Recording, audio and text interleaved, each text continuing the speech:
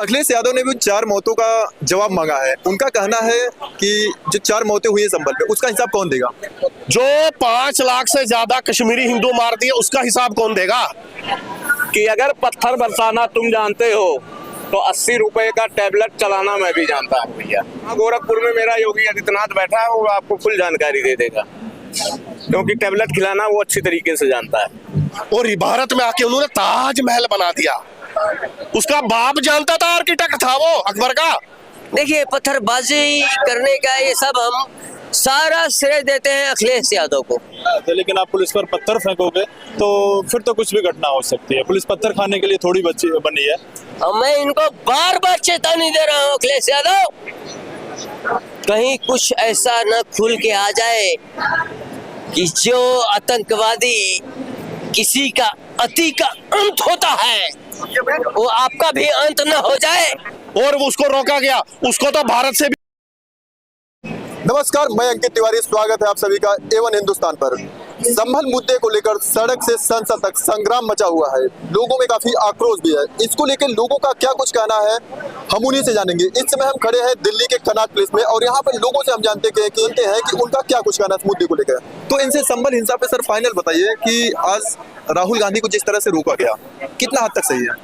देखिए, राहुल गांधी जी को मैं आपको कह रहा हूँ, राहुल गांधी उसको कहना, बार बार आप कह रहे हैं गांधी, ना वो गांधी है ना वो नेहरू है, वो खान है या फिर माननीय राहुल विंची कह सकते हैं आप उसको। वो गांधी कहीं से नहीं है, ठीक है। पहली बात तो ये हो गई।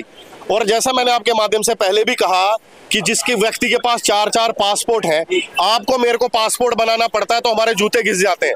अखिलेश यादव ने भी 4 मौतों का जवाब मांगा है। उनका कहना है कि जो 4 मौतें हुई है संभल में, उसका हिसाब कौन देगा?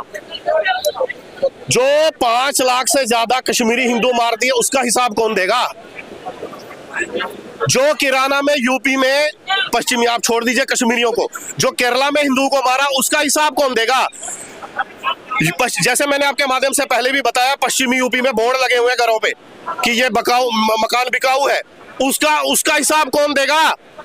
पश्चिम बंगाल में सनातनी माताओं बहनों के रेप हो रहे, उसका हिसाब कौन देगा? अखिलेश यादव ने एक बात और बोली है कि ये जो मस्जिद की जांच हो रही है तो कुछ हिंदू तीर्थ स्थल भी है, उनकी भी जांच होनी चाहिए। देखिए, जैसे मैंने आपके माध्यम से पहले भी बताया, माननीय सर्वोच्च न्यायालय का सम्मान है। उन्होंने जब कहा कि किसी जगह पे गुम्बद मिलता है मंदिर का तो वो मंदिर ही है हमेशा के लिए, उसमें कोई ना सवाल उठ सकता है ना कोई प्रश्न उठ सकता है, उसपे कोई भी लड़ाई झगड़ा फसाद नहीं हो सकता। अगर वहां पे गुम्बद मिला है, मूर्तियां मिल रही हैं, वहां निशान मिल रहे हैं तो वो मंदिर ही है, इसमें कोई बहसबाजी होनी नहीं है। तो फिर मुसलमान समाज क्यों इस पर जिद पे अड़ा है कि नहीं हम जी यहाँ बनाने नहीं देंगे? नहीं, उन्हें डर है कि आए दिन मथुरा गया, काशी गई, आए दिन ये लोग एक हमारा। देखिए ये सत्य है, मैं कभी हिंदू मुसलमान नहीं करता हूँ, मेरे कई इंटरव्यूज आप देख लीजिए, नहीं बोलता हूँ मैं। लेकिन अगर मैं सनातनी के नाते अगर मेरे को तो तकलीफ होगी ना, अगर मैं किसी मुसलमान की मस्जिद तोड़ता हूँ और उसमें मंदिर बनाता हूँ तो उसके दिल पे क्या बीतेगी? हमारे मंदिरों को तोड़ा गया है, बहुत से मंदिर है उनके ऊपर मस्जिदें बनाई गई हैं, ये सत्य है, ये मैं नहीं कहता, ये अमेरिका भी कहता है और देश भी कहते हैं वर्ल्ड के। तो आप मुझे बताइए, जो मुगल यहाँ आए थे तो क्या भाईचारे के लिए आए थे? वो आपसे मेरे से प्रेम करने आए थे? यहाँ वो लूटने आए थे ना, कब्जा करने आए थे ना। तो क्यों नहीं उनके नाम हम मिटा दें रोडों से, उनकी प्रॉपर्टीज को उनको क्यों ना हम मिटा दें? अरब के जब वो वहां है जहाँ के वो हैं, वहां उन्होंने सूखी एक बिल्डिंग तक नहीं बनाई और भारत में आके उन्होंने ताजमहल बना दिया। उसका बाप जानता था, आर्किटेक्ट था वो अकबर का, और इसका औरंगजेब का और इन मुगलों का, जो वो वहां पे उन्होंने ताजमहल बनाया है वो तेजो महल है। उसके अंदर जो जहाँ पे उसकी, मैं गया हूँ ताजमहल में कई बार, जहाँ पे नीचे वो बना हुआ ना उसका मकबरा, उस पे शिवलिंग था, उस पे बाज़ाब्ता जैसे हमारे मंदिरों में होता है सब वैसा ही। और जो उन्होंने ताजमहल के नीचे जो पत्रकार महोदय भाई साहब जो उन्होंने बंद किए हुए ना, कमरे लॉक किए हुए, उसमें पेंटिंग्स आज भी मौजूद है। वो थोड़ी ड्राई हो, जैसे आप जयपुर वगैरह जाते हैं किलों में देखते हैं ना तस्वीरें राजाओं की, वैसे ही वहाँ पे वो है शिव जी के और माँ पार्वती के, भगवान शिव का, हमारे महादेव। संभल के बाद हम अब आगरा की तरफ चलेंगे। देखिए, संभल नहीं, पहले हमें काशी की तरफ चलना चाहिए, जो ज्योतिर्लिंग है वो ज्यादा मेन है, और उसके बाद हमें मथुरा चलना चाहिए, तो सिस्टमेटिकली, और मुझे लगता है अगर साइमल्टेनियसली हो जाए, एक साथ सारे काम हो जाए तो बहुत ही अच्छा हो। देखिए, अब आप कहते हैं कि कांग्रेस ये कहती है, वो कांग्रेस क्या कहती है, हू केयर्स, मैं तो उनको सीरियसली लेता ही नहीं हूँ। कांग्रेस तो बहुत कुछ कहती है, चोर तो चिल्लाता रहता है मैं चोर नहीं हूँ, लेकिन सबको पता होता है ना ये चोर है। अभी यहाँ कोई चोर पकड़ा जाए आपकी जेब में या मेरी जेब में हाथ डालता हुआ, मैं उसको पकड़ लूं और उसकी धुनाई शुरू कर दूं और लोग भी उसको मारना शुरू कर दें, तो बताइए वो तो कहेगा ना मैं चोर नहीं हूं, लेकिन हमने तो देखा है ना वो चोर है, तभी तो मार रहे हैं ना उसको। कांग्रेस से अब भारत की जनता त्रस्त हो चुकी है, तभी 15 साल से ज्यादा समय से वो बाहर है। यूपी में तो बड़ा मुश्किल था भारतीय जनता पार्टी का आने का, लेकिन 15 साल से वहां भी भारतीय जनता पार्टी है। अभी महाराष्ट्र में भारतीय जनता पार्टी आ चुकी है। उपचुनाव में भी अभी देखिए आपने कितनी सीटें मिली हैं भाजपा को। तो देखिए, ये सीधा सीधा दिखाता है कि भारतीय जनता पार्टी की तरफ, इवन मैं ये नहीं कहता सिर्फ सनातनी, मुसलमान तक बहुत से वोट दे रहे हैं भाजपा को। मैं आपको एक बड़ी महत्वपूर्ण बात बताता हूँ। ये चिल्लाते हैं ना मुसलमान कि हमें यह शरिया लॉ चाहिए भारत में। मैं आपके माध्यम से बताना चाहता हूँ, अगर यह शरिया, मैं तो कहता हूँ शरिया लॉ लागू होना चाहिए, भारत होना चाहिए। जिस दिन यहाँ शरिया लॉ लागू हो जाएगा ना पत्रकार महोदय, आधे से ज्यादा मुसलमान देश छोड़ के भाग जाएंगे। वो इतने खतरनाक है। अफगानिस्तान में मांग रहे थे, वहां क्या हुआ आपने देखा, यूएस के जहाज पे लटक लटक के पठान मर गए, नीचे गिर रहे थे, सड़कों पे मर गए, लटक रहे थे उड़ते जहाज पे। वहाँ पे भी जो हो रहा है, विपक्ष को जाने नहीं दिया जा रहा है। वहाँ पे कुछ मौतें भी हो गई, 4 लोग मर चुके हैं वहाँ पे, तो उसको लेके क्या कुछ कहना है इनका?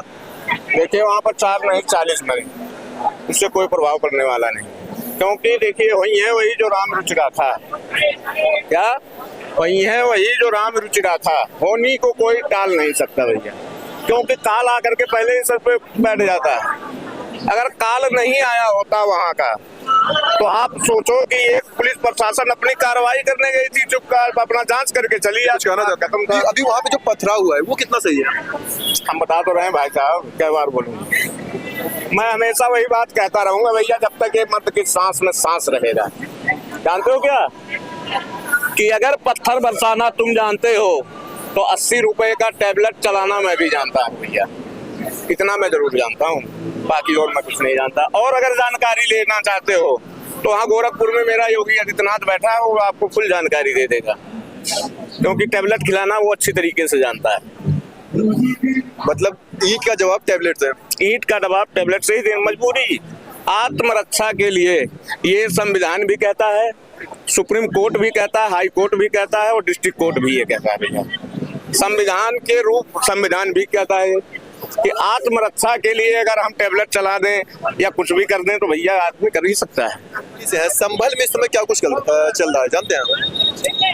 लेकिन मैंने संभल के बात सुन के बड़ा दंग रह गया हूँ, क्योंकि पुलिस वाले के ऊपर, मुसलमान के ऊपर अत्याचार जो लोग बोल रहा है वो गलत है, क्योंकि जो उसका जांच हुआ है, और मैं कहना चाहता हूँ कि इतने सुबह सुबह इतने मुस्लिम 7 बजे आ जाएं और पत्थरबाजी, देखिए पत्थरबाजी करने का ये सब हम सारा श्रेय देते हैं अखिलेश यादव को, क्योंकि ये योगी सरकार से भड़क चुके हैं। और मैं इनको बार बार चेतावनी दे रहा हूँ, अखिलेश यादव कहीं कुछ ऐसा न खुल के आ जाए कि जो आतंकवादी किसी का अति का अंत होता है वो आपका भी अंत न हो जाए।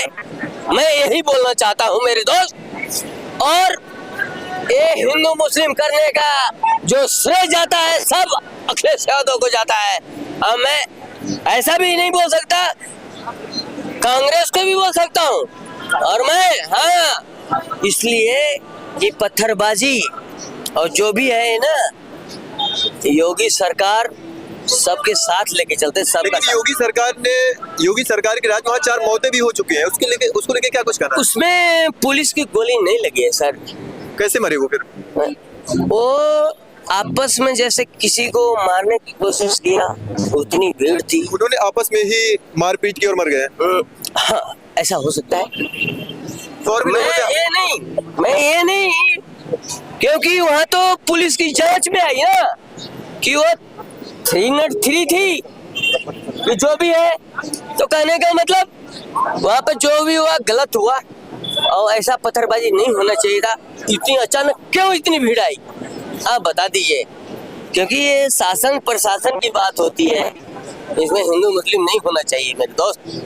मैं तो यही बोलना चाहूँगा, और अभी तक हिंदू मुस्लिम नहीं हुए यूपी के अंदर, क्योंकि सबका साथ सबका विकास के साथ सबका घर सबका परिवार अच्छा से रह रहा है। चलिए और भी लोगों से हम जानेंगे उनका क्या कुछ कहना है। जी भाई साहब, कहाँ के रहने वाले हैं? मैं भाई यूपी से। क्या नाम है आपका? सुशील।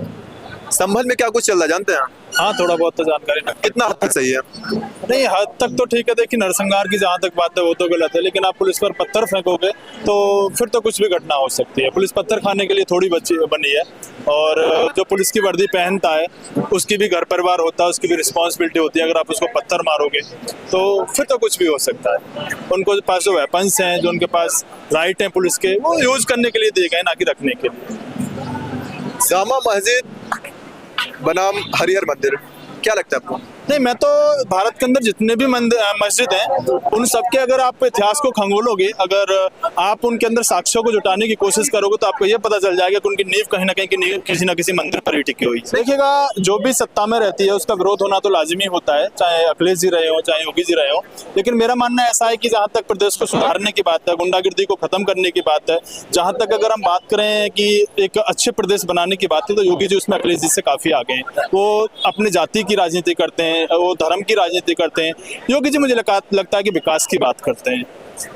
इस समय जो यूपी के संभल में चल रहा है हरिहर मंदिर बनाम जामा मस्जिद, उसको लेके हिंसा हुई है, काफी 4 मौतें हो चुके हैं, क्या कुछ कहना है? ये हिंसा तो नहीं होनी चाहिए थी, जो भी कुछ होना चाहिए था सर्वे वगैरह, तो अब कोर्ट का आदेश है तो उसका तो पालन सभी को करना क्या फर्ज बनता है कि हम कोर्ट के आदेश को पालन करें, और ये नहीं होना चाहिए था। जो भी समुदाय इसको बढ़ावा दे रहा है वो गलत कर रहा है। तो आपने देखा कि संभल हिंसा को लेकर लोगों की अलग अलग राय है। कुछ लोग सरकार को जिम्मेदार ठहरा रहे हैं तो कुछ लोग विपक्ष को जिम्मेदार ठहरा रहे हैं। ऐसे में आज राहुल गांधी भी संभल जाना चाहे, पीड़ित परिवार से मुलाकात करना चाहे, लेकिन सरकार ने उन्हें नहीं जाने दिया। ऐसे में आगे क्या कुछ होता है ये देखना दिलचस्प होगा। ऐसे ही ताजा तरीन खबरों के लिए देखते रहिए A1 हिंदुस्तान दिल्ली।